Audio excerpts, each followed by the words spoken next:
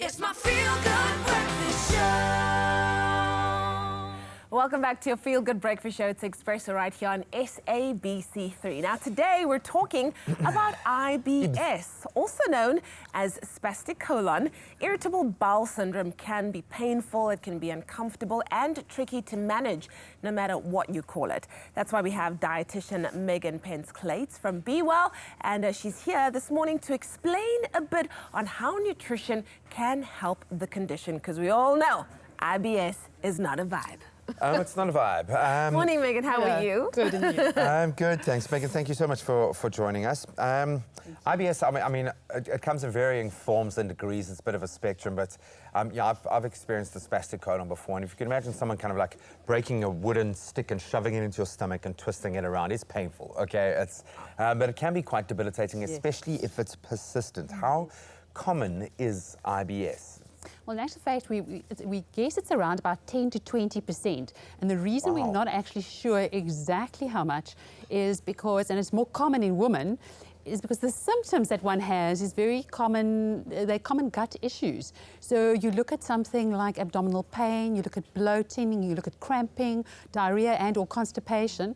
And so with all that in mind, you can understand the importance of looking at what we're eating in our diet. Rather preempt the conversation and just change your diet. Yes. Is there a specific diet to deal with IBS, though? Are there foods that you should stay away from, that you should incorporate? Is it different for everybody?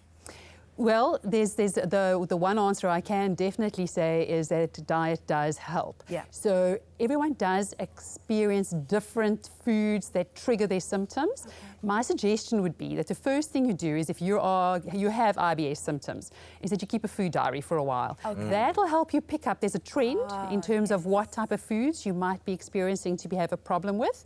And then look at what we call the low FODMAP diet. Now, FODMAP is basically looking at different types of carbohydrates and sugars that aren't that easily absorbed, you know, and what then happens is they irritate the gut. Yeah. Yes. And that's what causes quite a lot of the problems in terms of IBS symptoms. Okay. If it's all about gut health, then surely probiotics play a role. What role do they play? Yes. Well, varying roles depending on your symptoms, of course, but yes, they do nonetheless. And what I would recommend people to do, so remember, probiotics is basically the bacteria, the beneficial bacteria in our gut. And to start with, we want to ensure a higher intake of good bacteria. Yeah. So let's start with, you know, the types of foods that we choose. It could be something like kombucha, yogurt, your pickles. Those are just some of the examples in miso that actually does contain natural probiotics. Yeah. But then we also have what we call prebiotics. Now, the prebiotics is like a soluble fiber. Yeah. And it's quite interesting because if we increase foods that contain prebiotics, so that soluble fiber is found particularly in things like oats, oat bran, bananas, butternut, etc. Then, of course, what we're doing is we actually increase the food that the bacteria or the probiotics need, and in that way we increase the short-chain fatty acids.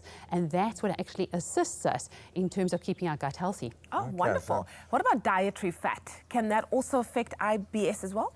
Yes, no, definitely. And the good news is that that's basically on the spectrum of what we call a low FODMAP. Okay. So it's safe. Yes, it's the type of thing, the type of food that you want to include. Yeah. And if I can just mention with canola oil why you would like consider that. Is the canola oil actually contains a lot of omega-3. Oh, wow. So omega-3 is anti-inflammatory, and obviously IBS is an inflammatory condition. Yeah. So by including that through your cooking, you actually get the double health benefit, not only omega-3 but also in terms of the immunity. And then all the other good fats are also very beneficial to include. So now we're looking at something like your seeds and your nuts and your avocados. Those are just some of the examples that I would recommend. Okay. But you know, when we look at our diet in IBS, one of the things that are really important is also to look at lifestyle. Because it's also stress-related.